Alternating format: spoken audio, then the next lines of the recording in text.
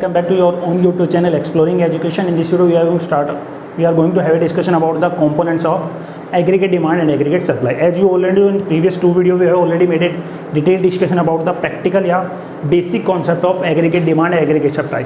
On the basis of last two video we got drawn a conclusion which states that aggregate supply is equal to C plus S. Aggregate demand is equal to C plus I. ठीक है, यानी अगर मैं बात करूं पिछले दो video के बिहाफ पे समझने की कोशिश करूं what is I am able to understand that is aggregate supply is equal to C plus S. C stand for consumption, S stand for saving. Aggregate demand is C plus I. C stand for consumption expenditure, I stand for investment expenditure. ठीक है, दूसरी जो चीज़ हमने consider की थी कि aggregate supply को हम वाई के रिगार्डिंग कंसिडर कर सकते हैं, क्योंकि शॉर्ट रन में केंजन थ्योरी के अकॉर्डिंग हमने ये देखा था कि किसी मैन्युफैक्चरर को आउटपुट को बेचने से जो रिवॉर्ड मिलता है वो बेसिकली इंक्लूड करता है चार चीज़ों को. फैक्टर प्रोडक्शन उनके रिगार्डिंग, जैसे लैंड लेबर की हम बात करें, कैपिटल की बात करें, इंटरेस्ट की बात करें, तो वो जो भी रिवॉर्ड मुझे मिलता है बीइंग ए मैन्युफैक्चरर आउटपुट को बेचने से, वो सारा किसके बराबर होता है? इनकम के बराबर या नेशनल इनकम के बराबर. ठीक है, तो ये कंक्लूजन हमने विड्रॉ किया था पिछले दो वीडियो के बेसिस पे, और इन्हीं के बेसिस पे हमारी आगे जो यूनिट रहेगी डिटरमिनेशन ऑफ इनकम एम्प्लॉयमेंट, ये बेस्ड है. ठीक है, तो अब अगर कंपोनेंट्स की बात करूँ, सबसे पहले कंपोनेंट्स में अगर कंसिडर समझने की कोशिश करूँ तो पहला जो कंपोनेंट्स है वो है क्या? Consumption expenditure. दूसरा जो कंपोनेंट्स है वो क्या है मेरे पास? Investment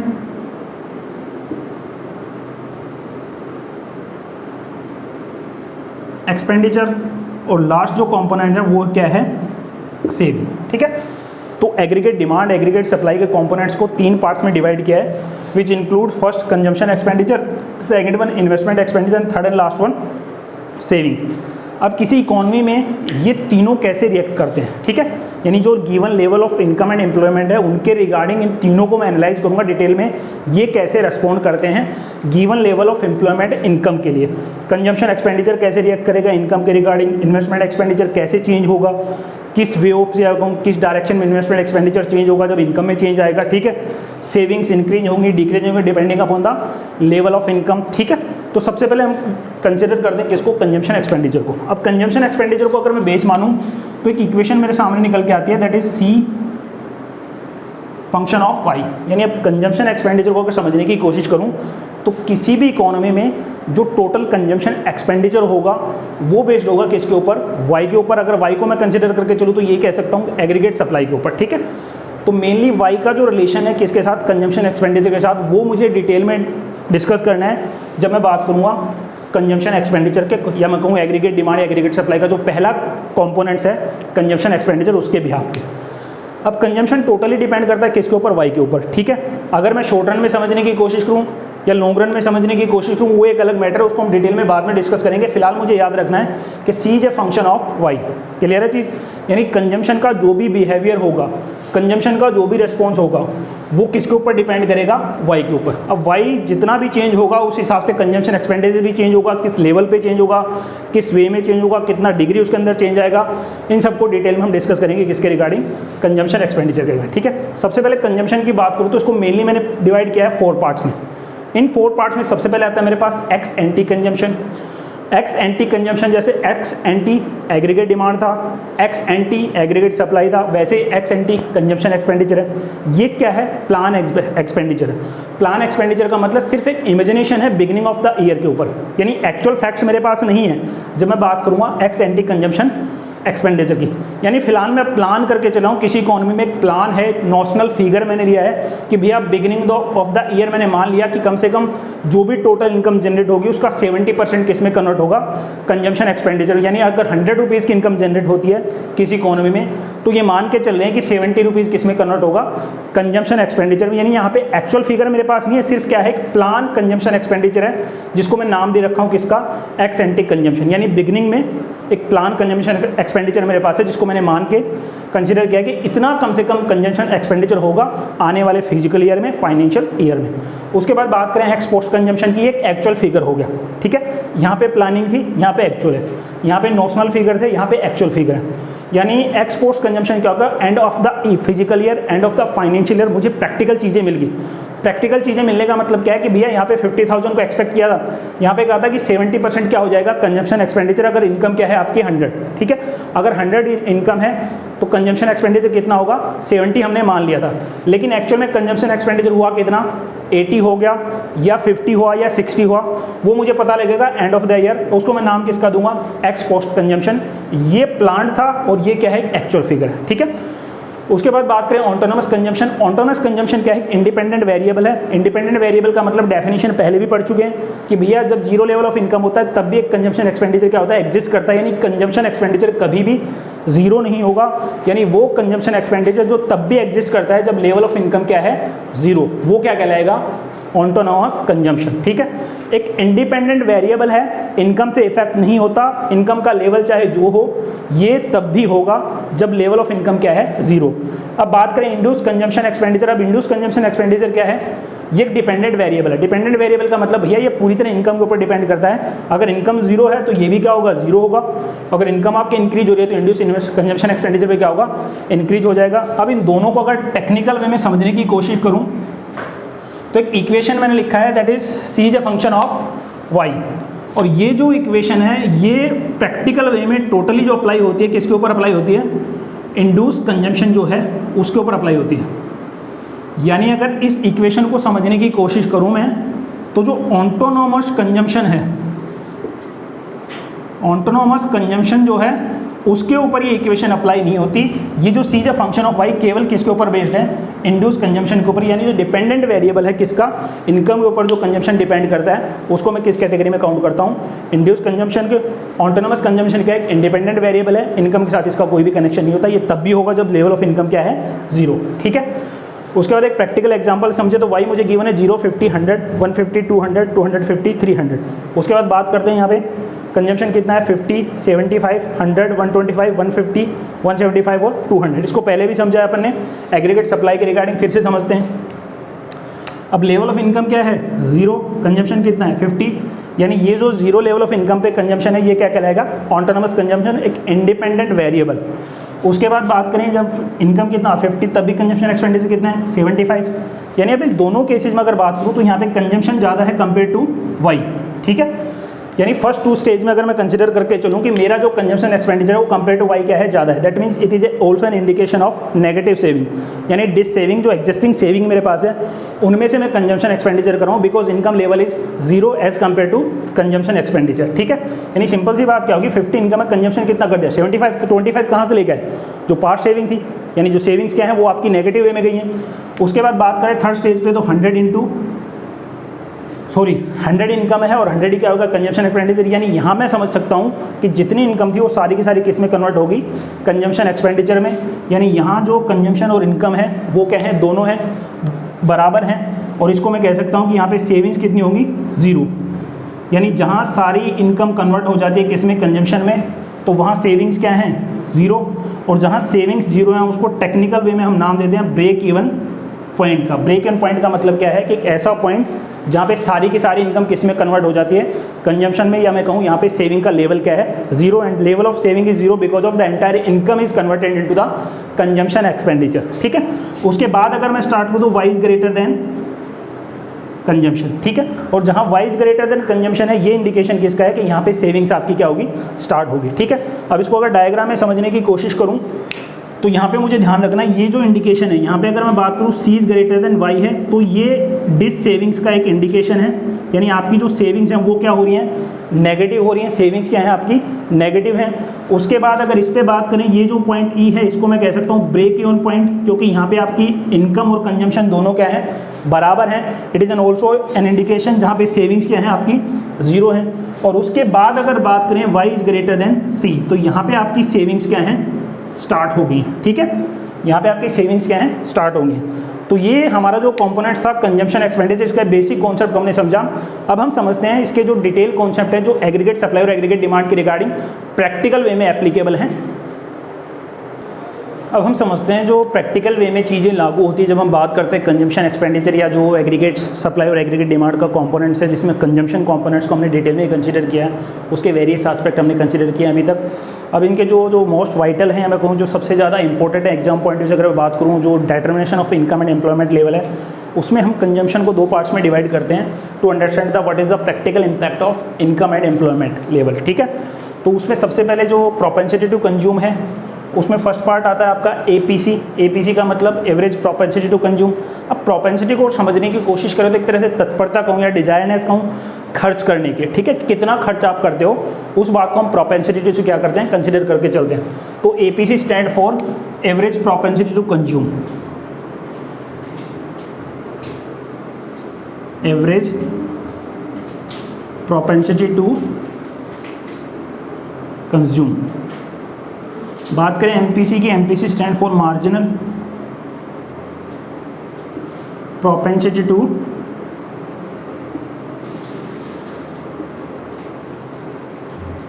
consume. ठीक है, अब ये काम कैसे करते हैं इनको समझते हैं। सबसे पहले इनकी डेफिनेशन को देखते हैं। जब हम बात करते हैं एपीसी, एपीसी स्टैंड फॉर, जो फॉर्मूला एपीसी का है C/Y। ठीक है, यानी कि रेशो जो इस बात का इंडिकेशन है, इस बात का इंडिकेशन या इस बात के बारे में मुझे बताता है कि भैया what ever the level of total income, जो टोटल इनकम है उस टोटल इनकम में से आपने कितना कंजम्पशन एक्सपेंडिचर किया है, यानी एक relationship, functional relationship between total income and total consumption. ठीक है, इसके बारे में मुझे कौन बताता है, एवरेज प्रोपेंसिटी टू कंज्यूम। ठीक है, यानी टोटल इनकम का कितना पोर्शन आपने कंजम्पशन में कन्वर्ट किया है, इसके बारे में मुझे कौन बताएगा, एपीसी। और एपीसी को कैलकुलेट करने का जो फॉर्मूला है that is C/Y। It is an also indication of कि भैया टोटल इनकम में से कितना आपने कंजम्पशन कर लिया। ये क्या कहलाता है आपका APC, average propensity to consume, यानी एक relationship between total income and total consumption. Simple भाषा में समझूं तो जो टोटल इनकम थी उसका कितना परसेंट आपने कंजम्पशन में कन्वर्ट कर दिया, उसके बारे में बताता है क्या, एपीसी। ठीक है, अब इसको समझने की कोशिश करूं तो जैसे टेबल मेरे पास गिवन है जिसमें इनकम है Y 200, 300, C 150, 200। तो इसको अगर कैलकुलेट करने की कोशिश करें तो फर्स्ट केस में क्या होगा, 150/200, ये कितने के बराबर हो गया। ठीक है, इसको अगर मैं समझने की कोशिश करूं तो ये ऑलमोस्ट 75% के बराबर है फर्स्ट केस में। दूसरे में अगर बात करें तो दैट इज़ 200/300, और इसको मैं लिख सकता हूँ 2/3, that is also an indication of almost 66.7% कुछ ऐसा आएगा। ठीक है, तो अब इसके बेसिस पर अगर मैं कंसिडर करूँ कि जैसे जैसे मैं एनालाइज करूँगा, जैसे जैसे इनकम बढ़ेगी वैसे वैसे कंजम्पशन क्या है, लगातार कम होता आएगा। अब लगातार कम होने का मतलब क्या हुआ कि एक इंटेंसिटी रहती है, एक मेंटलिटी रहूँ, एक साइकोलॉजिकल एडवांटेज कहूँ इसको, जो हर ह्यूमन बीइंग के साथ क्या होता है, चलता रहता है कि जैसे जैसे लेवल ऑफ इनकम आपका क्या होगा, इंक्रीज होगा, वैसे वैसे आपकी जो इंटेंसिटी है सेविंग करने की वो क्या होगी, बढ़ती चली जाएगी। ठीक है, वो क्या होगी, इंक्रीज होती चली जाएगी। इट डजंट मीन कि आपने कंजम्पशन एक्सपेंडिचर को क्या कर दिया, कम कर दिया। कंजम्पशन एक्सपेंडिचर उतना ही है, लेकिन just because of increase in income आप उस एडिशनल इनकम को सेव करके रखना चाहते हो, उस एडिशनल इनकम को कंजम्पशन नहीं करते, आप उसको सेविंग में कन्वर्ट करते हो। एंड दैट्स वाई जो comparison between total income and total consumption वो लगातार हम इंडिकेट करते हैं किसके माध्यम से, एपीसी के माध्यम से। और ये लगातार क्या होगा, डिक्लाइन होता है, लगातार कम होता रहता है जब हम बात करते हैं किसकी, एपीसी या relationship between total income and consumption. ठीक है, अब बात करते हैं एमपीसी की। एमपीसी का मतलब होता है मार्जिनल प्रोपेंसिटी टू कंज्यूम। ये हमें बताता है कि एडिशनल इनकम और एडिशनल कंजम्पशन के बीच रिलेशन कैसा है, यानी ratio between additional income and additional consumption. ठीक है, यानी जो इनकम आपकी इंक्रीज हुई उस चेंज इन इनकम का कितना इम्पैक्ट आया कंजम्पशन के ऊपर, यानी उस चेंज इन इनकम के कंपैरिजन में चेंज इन कंजम्पशन क्या है, कंजम्पशन में कितना चेंज आया। यानी एक functional relationship between additional income and additional consumption, it is indicated by marginal propensity to consume. और इसके लिए हम फॉर्मूला जो यूज करेंगे दैट इज डेल्टा C/डेल्टा Y, या मैं कहूँ change in change in Y, यानी कितना चेंज इनकम में आया और उस चेंज इन इनकम का कितना चेंज किस में आया, कंजम्पशन एक्सपेंडिचर में आया। यानी एडिशनल इनकम का कितना पोर्शन आपने कन्वर्ट कर दिया किस में, कंजम्पशन एक्सपेंडिचर में। इसके बारे में मुझे कौन बताता है, आपका मार्जिनल प्रोपेंसिटी टू कंज्यूम। ठीक है, मार्जिनल प्रोपेंसिटी टू कंज्यूम। ठीक है, उसके बाद बात करें एग्जांपल के तौर पे यहाँ पे कंसिडर करो तो मुझे इनकम गिवन है 150 250 और 350, उसके बाद चेंज इन वाई बाद में बात करेंगे, कंजम्पशन 100, 150 और 200 है। कंजम्पशन की बात करें, चेंज इन वाई की बात करूँ तो फर्स्ट केस में नील है, दूसरे में 150 से कितना होगा 250, दैट मीन्स कितना चेंज आया 100, और 250 से कितना 350, यानी इनकम में कितना चेंज आ रहा है 100। उसके बाद कंजम्पशन की बात करें, फर्स्ट केस में 100 से कितना होगा 150, तो कंजम्पशन में कितना चेंज आया 50, और 150 से 200 कितना चेंज आया 50। यानी इस टेबल को एनालाइज करूँ तो मुझे पता लग रहा है कि जो एडिशनल इनकम है वो कितनी 100 और एडिशनल कंजम्पशन कितना हुआ 150। यानी जब 150 इनकम थी तो कंजम्पशन कितना था 100, और इनकम जैसे 150 टू 250 होगी, इनकम में कितना चेंज आ गया 100, और कंजम्पशन कितना 100 टू 150, ठीक है। यानी यहाँ अगर मैं बात करूँ इसकी, तो जो delta C upon delta Y है उसके बेसिस पर अगर मैं बात करूँ तो ये मुझे पता लग जाता है कि कितना चेंज आया 50, और यहाँ पे कितना है 100, तो ये कितना इंडिकेट 102, तो इसको मैं मान सकता हूँ ऑलमोस्ट कितना 50%। दूसरे केस में भी क्या है 50 अपॉन 100, तो यहाँ भी कितना आएगा ऑलमोस्ट 50%, ठीक है, क्या लगा 50%। तो यहाँ पे मुझे एक चीज़ समझ में आ रही है कि जब एमपीसी के रिगार्डिंग में बात करूँ तो ये कांस्टेंट वे में काम करता है। कांस्टेंट वे में काम करने का मतलब हमने देखा एपीसी क्या है, जैसे जैसे लेवल ऑफ इनकम क्या होगा इंक्रीज होगा, वैसे वैसे आपका एपीसी क्या होगा कम होता चला जाएगा, ठीक है। लेकिन वहीं अगर मैं बात करूँ एडिशनल इनकम और एडिशनल कंजम्पशन के कंपेरिजन में, जिसके बारे में मुझे कौन बताता है एमपीसी, तो ये इस बात का इंडिकेशन है कि एमपीसी हमेशा आपका होता है कांस्टेंट होता रहता है। यानी जो एडिशनल इनकम और एडिशनल कंजम्पशन के बीच का रिलेशन है वो एक कांस्टेंट वे में क्या कर रहा है, काम कर रहा है। और यही मुझे केंजन की थ्योरी बताती है जब हम बात करते हैं determination of income and employment level, specially in case of short run. तो अब जो कंक्लूजन मेरे पास निकल के आता है, अगर मैं बात करूं एपीसी और एमपीसी के रिगार्डिंग शॉर्ट रन में, तो मुझे पता लगता है कि जैसे जैसे लेवल ऑफ इनकम क्या होगा इंक्रीज होगा, आपका एपीसी लगातार क्या होगा कम होता चला जाएगा, ठीक है। और इसका रीजन मैं बता चुका हूँ, इंटेंसिटी होती है, आप सेविंग्स क्या करते हो इंक्रीज करते हो जैसे जैसे लेवल ऑफ इनकम क्या होगा इंक्रीज होगा। और उसके रिगार्डिंग अगर बात करूँ शॉर्ट रन में एमपीसी के रिगार्डिंग ये हमेशा कांस्टेंट रहता है। कांस्टेंट क्यों रहता है कि जब हम शॉर्ट रन में बात करते हैं तो शॉर्ट रन में मुझे ध्यान रखना पड़ता है कि यहाँ पे वेरिएबल फैक्टर्स वगैरह को चेंज करके आउटपुट को इंक्रीज किया जा सकता है, जो केंजन ने मुझे समझाया था किसमें, जो बेसिक थ्योरी थी किसकी, इनकम एंड एम्प्लॉयमेंट की, कि शॉर्ट रन में केवल वेरिएबल फैक्टर्स को आप इंक्रीज करके क्या कर सकते हो, आउटपुट को इंक्रीज कर सकते हो, ठीक है। तो यहाँ मुझे ध्यान रखना है कि शॉर्ट रन में एमपीसी हमेशा कांस्टेंट रहेगा, चाहे लेवल ऑफ इनकम क्या हो आपका कुछ भी हो। और इस तरह से अब मेरे पास जो इक्वेशन निकल के आती है कि किसी भी लेवल ऑफ इनकम पे अगर मुझे कैलकुलेशन करना हो किसका, सी का, तो ये फॉर्मूला क्या होगा, C is A plus B Y, ठीक है। अब ए प्लस बी वाई को अगर डिफाइन करने की कोशिश करूँ तो ए इंडिकेशन किसका, ऑटोनोमस कंजम्पशन का, ठीक है। ए किसको इंडिकेट करता है, जो एक इंडिपेंडेंट वेरिएबल हमने समझा था किसका, ऑटोनोमस कंजम्पशन का, यानी वो कंजम्पशन एक्सपेंडिचर जो तब भी एग्जिस्ट करता है जब लेवल ऑफ इनकम क्या है आपका 0। उसके बाद बात करते हैं किसकी, बी की। बी किसका इंडिकेशन है, बी इंडिकेट करता है किसको, एमपीसी को। MPC stand for change in C upon change in Y, ठीक है। और वाई किसका है, इनकम को इंडिकेट करता है। और इसके लिए कभी कभी हम यूज़ करते हैं एग्रीगेट सप्लाई को भी। ये मुझे ध्यान रखना है, एक बेसिक थ्योरम मेरे पास आ जाते हैं जो मैथमेटिकल टर्म्स में डिफाइन करूंगा। C is a function of A plus B Y, A stand for autonomous consumption, B stand for MPC change in C upon change in Y, और वाई स्टैंड फॉर इनकम। अब कुछ practical question के माध्यम से समझते हैं कि actual में ये जो इक्वेशन हमने ली है ये काम कैसे करते हैं, एक्चुअल में एमपीसी काम कैसे करता है। Question given if the consumption function is C is equal to 50 plus 0.6 Y. ये 0.6 किसका इंडिकेशन है, यहाँ पे इंडिकेट किसको करता है, एमपीसी को। Show with example that the size of MPC 0.6 and remain constant with change in income. ये मुझे ध्यान रखना है, रिमेन कांस्टेंट को जब भी मैं बात करूँगा तो यहाँ मुझे याद रखना है शॉर्ट रन कहूँ या शॉर्ट पीरियड कहूँ, ये मेरे दिमाग में हमेशा चलना चाहिए कि एमपीसी कांस्टेंट है केवल केस में, शॉर्ट रन के केस में as per the Keynesian theory, ठीक है। तो अब मान लेता हूँ मैं बुक के एग्जाम्पल को लेके हम कंसिडर कर लेते हैं कि पहले हम वाई का लेवल मानते हैं 5000, कुछ भी मान सकते हो, कोई ज़्यादा दिक्कत वाली बात नहीं है। अब इस वाई के बेसिस पे जो कंजम्पशन फंक्शन मुझे गिवन है वो कितना है, 50 प्लस 0.6 इंटू वाई, ठीक है।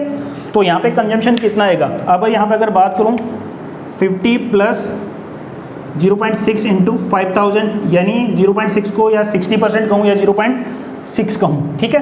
तो 5000 का कितना होगा 60%, ये कितना होगा 50 प्लस ये आएगा 3 3000, तो टोटल कंजम्पशन कितना हुआ 3050 जब लेवल ऑफ इनकम कितना है 5000।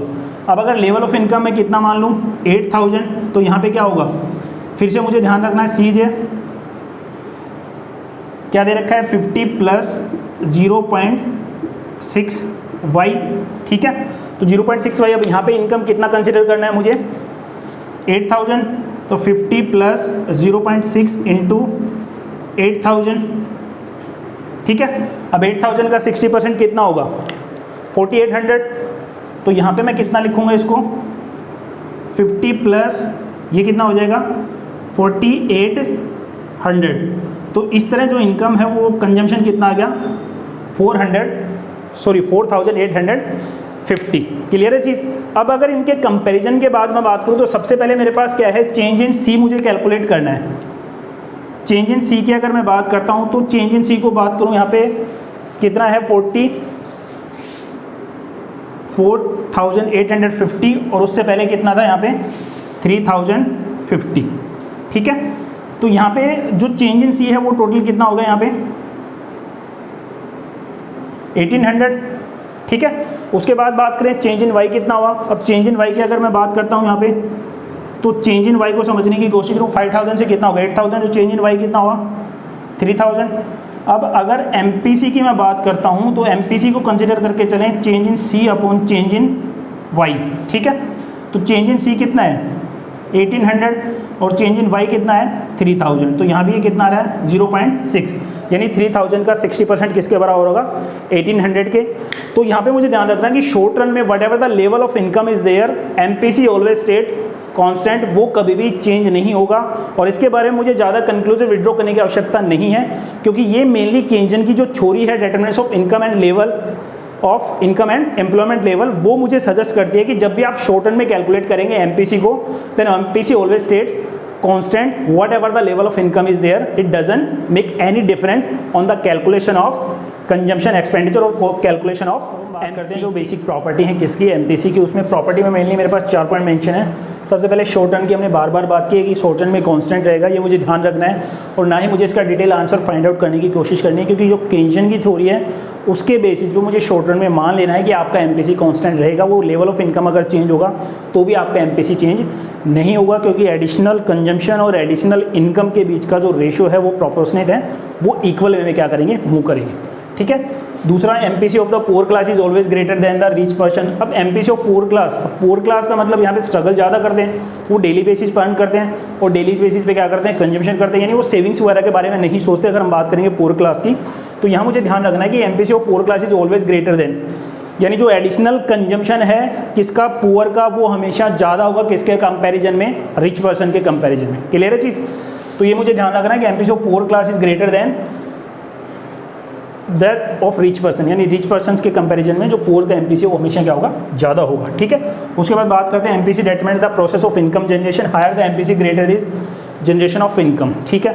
अब यहाँ पे मुझे एक चीज़ ध्यान रखनी है कि जो delta C upon delta Y है ये इंडिकेशन किसका है एमपीसी का। इसने सिंपल सी बात बोली है कि आपका एमपीसी जितना ज़्यादा होगा, अब एमपीसी ज़्यादा होने का मतलब क्या है, अगर यहाँ पे मैं कंसिडर करके चलूँ 1/2 को, ठीक है, तो 1/2 का मतलब यहाँ पे क्या हो गया 50%। अब अगर इसको मुझे एक्सेस करना तो किसको, या तो इनकम को जनरेट करने तो क्या होगा ये कम हो जाएगा। अब मुझे इंक्रीज किसको करना है कंजम्पशन को। अगर कंजम्पशन को मैं यहाँ पे लिख लेता हूँ 1 की जगह 1.5 लिखूंगा तो ये कितना हो जाएगा और ज़्यादा इंक्रीज हो जाएगा, ठीक है। अब मुझे एक चीज़ सिंपल ये समझ लेनी है कि जब एमपीसी के कंपैरिजन में बात करता हूँ तो एक इनकम जनरेशन का प्रोसेस मुझे समझना है कि मेरा एमपीसी जितना ज़्यादा होगा, यानी मैं समझने वाली बात है कि एमपीसी किसका ज़्यादा होगा जो एडिशनल इनकम में से ज़्यादा कंजम्पशन करता हो। तो एमपीसी जिसका ज़्यादा होगा उतनी ज़्यादा इनकम क्या होगी आपकी जनरेट होगी। अगर ये आपका एमपीसी बढ़ रहा है किसी इकोनॉमी में, आपका एमपीसी अगर बढ़ रहा है किसी इकोनॉमी के तौर पे, तो इसका मतलब जो इनकम जनरेशन है वो भी क्या है ज़्यादा है compare to any other economy having lower level of MPC, ठीक है। बात करें last point, normally MPC states between 0 and 1, यानी जो एमपीसी का वैल्यू है वो क्या होगा लेस देन, ठीक है, वो क्या होगा ग्रेटर देन 0 होगा बट लेस देन 1 होगा। यानी एमपीसी का वैल्यू हमेशा 0 और 1 के बीच में क्या करेगा कैरी करेगा, क्योंकि मुझे ध्यान है जो एग्रीगेट सप्लाई का इक्वेशन मैंने देखा था यहाँ पे कि या तो C प्लस एस, ये मुझे ध्यान रखना है कि कंजम्पशन प्लस सेविंग, या तो कंजम्पशन या सेविंग, यानी इनकम कोई भी ऐसी नहीं होगी जो यूजलेस होगी, ठीक है। इनकम कोई भी ऐसी नहीं होगी जो यूजलेस होगी, सारी की सारी इनकम क्या होगी मुझे पता है। जैसे अगर मैं बात करता हूँ एग्रीगेट सप्लाई की, तो एग्रीगेट सप्लाई का क्या है C प्लस एस है, यानी जब भी हम बात करेंगे जैसे एग्रीगेट सप्लाई को डिनोट करते हैं वाई से, तो इनकम या तो क्या होगी कंज्यूम होगी या क्या होगी सेव होगी। और उसके बाद अगर फर्दर इसको मैं डिटेल में डिस्क्राइब करूँ तो ADC प्लस आई, ठीक है। अब ये एक चीज़ मुझे ध्यान रखनी है कि जितनी सेविंग्स हैं वो किस में कन्वर्ट हो रही हैं, इन्वेस्टमेंट में, क्लियर है चीज़। तो इसलिए मुझे ध्यान रखना है कि जब भी हम MPC के वैल्यू की बात करेंगे तो MPC का वैल्यू हमसे यहाँ मतलब ग्रेटर देन 0 होगा, लेकिन लेस देन क्या होगा 1 होगा। MPC का वैल्यू 0 और 1 के बीच में क्या करेगा, कैरी करेगा, ठीक है। तो अब अगर मैं कंसिडर करके चलता हूँ यहाँ पे, अगर जो चीज़ मैंने नोट डाउन की ना, normally MPC stage between 0 and 1, इसके साथ साथ मुझे ध्यान रखना है कि जब भी हमारा जो कंजम्पशन कर्व है, कंजम्पशन कर्व अगर आपका वाई एक्सिस से स्टार्ट हो रहा है तो उस केस में जो आपका APC है वो ग्रेटर देन क्या होगा, MPC, ठीक है। अगर आपका कंजम्पशन करो जो लीनियर वे में, लीनियर कंजम्पशन करो आपका वाई एक्सिस से स्टार्ट हो रहा है, तो उस केस में आपका APC ग्रेटर देन क्या होगा, MPC होगा। और अगर यही 0 से स्टार्ट हो रहा है, यानी लीनियर कंजम्पशन करो आपका 0 से स्टार्ट होता है, उस केस में मुझे ध्यान रखना है कि आपका APC बराबर होगा किसके, MPC के, ठीक है। तो ये चीज़ें कुछ प्रॉपर्टीज़ हैं जिसको मुझे ध्यान रखनी है रिगार्डिंग द MPC, ठीक है। तो that's what all we have regarding the first components of aggregate demand and aggregate supply which is named as consumption components. Next video हम स्टार्ट करेंगे सेविंग के बारे में हम डिस्कस करेंगे। Till then thank you so much.